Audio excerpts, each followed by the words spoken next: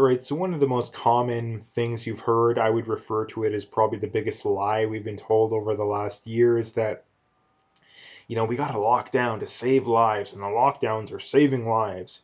When in reality they aren't. And by what I mean by that is, again, the lockdown zealots would immediately straw man that argument as much as they possibly could. Um, but the reality here is, from Abir Balan, and then she links to a Bloomberg article saying 9 million people die of hunger every year. Isn't it more notable to eradicate hunger than to eradicate, you know what? 132 million more people than previously projected could go hungry in 2020 due to the um, incommensurate response.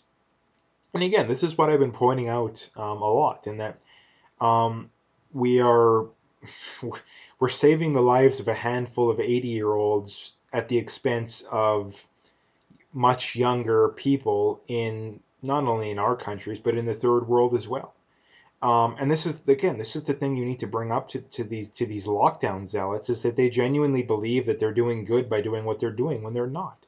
Not only are they not saving lives, they're saving less lives. They're saving less lives, and they're destroying the economy. They're causing a massive increase in suicidality, depression, anxiety, um, divorce, child abuse for nothing. We're not saving lives by doing this kind of stuff. The hospitals aren't overwhelmed. They never have been. Then it doesn't look like they ever will be. Like, I'm really trying to figure out these people's motivation for wanting these lockdowns. And, when it comes to the average person, it's just pure ignorance. It's just pure ignorance. They live in echo chambers, at least most of them. And they've never done they've never done research into any of this kind of stuff, because there is no way you can look at these kind of stories and tell me, yeah, the lockdowns are still doing, more good than they are harm. You can't see these stories and still argue that. Like, it's impossible. Um, so what they have to do is they can't see this kind of stuff, right? And this is the thing when it comes to people nowadays, is that people would rather be right than admit they were wrong, and have a better, save people's lives. Like, this is the thing too. Like, let's just say that definitive evidence, like, you can't argue it is 100% crystal clear. Like, I would say something like this is, but let's just say even the, Fauci and these kind of people are talking about it. Most of the people who have pushed the lockdowns wouldn't admit they were wrong. Because again, people nowadays, they care more about being right than they do about actually holding the moral and ethically right position. And that's just the reality of the society these days. Like, that's just the reality, is that, again, like, look at the socialists, right? Like, they gladly step over 100 million bodies to justify their political worldview.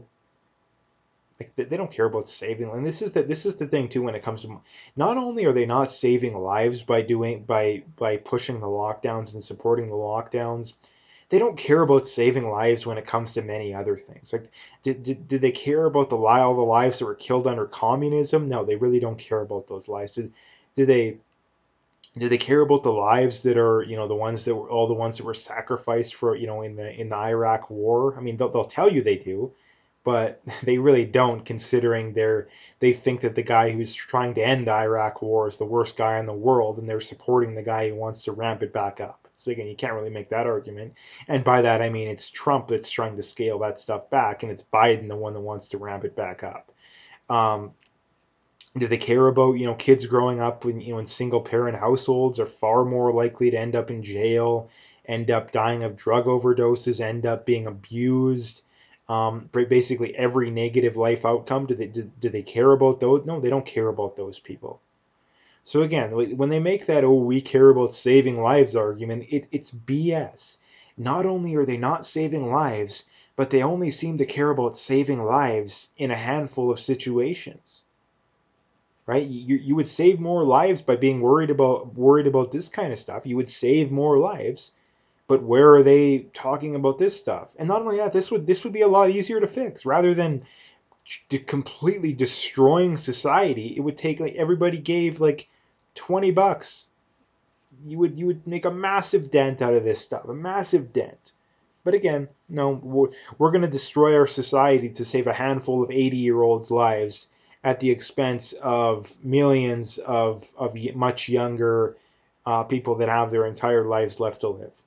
Like again, like I've went over the range of arguments that the lockdown zealots make, and none of them are compelling. Like none of them are compelling. Again, when you get the whole story, because technically by locking down, yeah, you will save some people's lives that otherwise would have died of the virus. But when you look at the big picture, you're not saving any lives. If anything, you're saving less lives because more people are dying of other causes because of the lockdown. That I don't understand why this is so confusing for people to have to deal with. I really don't. Like this is stuff that can be explained to 5, 6-year-olds and they could understand it, but yet we have fully grown adults who don't seem to be able to understand it. And the reason is very simple: is that people just don't want to admit they're wrong. You know, we massively um, understate the lengths that people will go to not have to admit they're wrong. We massively understate that as a society. That people will literally allow what countless amounts of people die, the entire country or an entire province suffer just to not have to admit they're wrong. Just to not have to admit they're wrong. You know, Jason Kenney, yeah, we admit we were wrong to close down small businesses. It was the wrong decision. And a week later, yeah, we're going to shut down small businesses. Like, you are such a piece of garbage, it's not even funny. Like, such a piece of garbage, it's not even funny. And I don't mean to pick on him either because he's been one of the better ones in Canada, which is tough to say considering how bad he has been. You know, Doug Ford is piece of garbage. Pallister, piece of garbage. Um, even Scott Moe to a degree as well. Horgan, like every one of them, they're all pieces of garbage. I don't care what side of the aisle they're on.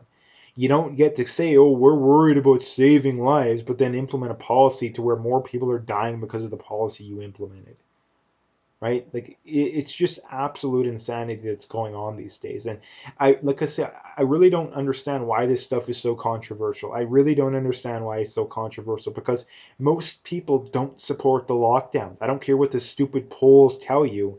When you talk to people, most people are skeptical, at least to some degree. In fact, like I say, I've talked to hardly anyone who is actually fully supportive of the lockdowns. And of the people, the people that are most supportive of the lockdowns are the ones that are the least educated on the topic. Like I've talked to multiple people that still support the lockdowns that still think that like 3 or 4% of people are dying from this. I've talked to multiple people who think that the death rate for young people is is still where we originally thought it was.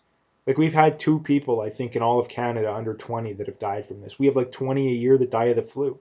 The flu is significantly more deadly for young people than the virus is, but yet we still have a very large percent of the population that believes otherwise. You know, 97% of people that have died from this are in nursing homes, and of the rest, 3/4 of them had multiple serious underlying health conditions. If you are not in a nursing home and you don't have multiple serious underlying health conditions, your chances of dying from this go down like 99%. And that you're starting at a 0.1% chance. Like that's the start. You take 99% off 0.1%. Like, you know how small of a number that is? That's what we're destroying society for? Like, this is absolute madness. It's absolute madness. And again, I challenge people, that anyone who actually supports this madness, to actually come up with a legit argument to why we should be doing this kind of stuff. And I haven't heard ones. The ones I have heard is that, oh yeah, what you say would be a good idea, but we're too far down the rabbit hole. No, that's not an argument. That's not an argument because the argument for closing things down it's been the same thing this entire time. It's been the same thing the entire time. It's, oh, hospitals are going to be overwhelmed, right? That's what it's been the entire time. Now, what has changed? What has changed? Nothing has changed. Is there another threat that the virus is getting? No, it isn't. It's been the same thing this entire time. Cases don't matter too. Like, cases don't matter. So anyway, I wanted to bring this up because I think it's incredibly important, and this is something that two of the that I should have brought this up earlier. It's an important point, but when you hear the people say, "Oh yeah, we got to lock down because we're saving lives," "Oh yeah, we're saving lives," no, you got to show them stuff like this. Like you got to show them stuff like this because we're not saving lives. I've said this over and over again. I've provided more than enough evidence to back that up too. So I'm confident in saying that we're not saving lives by doing what we're doing. We're not saving lives. And here's another thing too, that if we were saving lives, the government would be more honest with the data in that they would be more willing to show the amount of people that are dying with the virus versus from the virus. If the virus was so deadly and they wanted to scare people like me, they would show those numbers, and those numbers would be, obviously I don't think they would be, because if they were, they would have done it by now. If they showed the numbers and they showed that the vast majority of people that are dying from the virus are dying actually directly from the virus, then that would be something that would be a legitimate concern. But we already know that's not the case. We already know that the vast majority of people are people that are dying probably as much as from old age as they are from the virus, and because they have multiple underlying health conditions. These are people that if they got the flu, they'd be dying left, right, and center as well. If they got pneumonia, they'd be dying left, right, and center as well. So anyway, that's what I wanted to talk about today. If you liked the video, make sure you hit that like and subscribe if you haven't already. Make sure you check out those links below. Follow me on those other platforms if you haven't already. If you want to donate, you can do that as well. Again, I appreciate whatever support I can get. Anything is very much appreciated. So, like I say, check out those links. Stay tuned for more, and have a good day.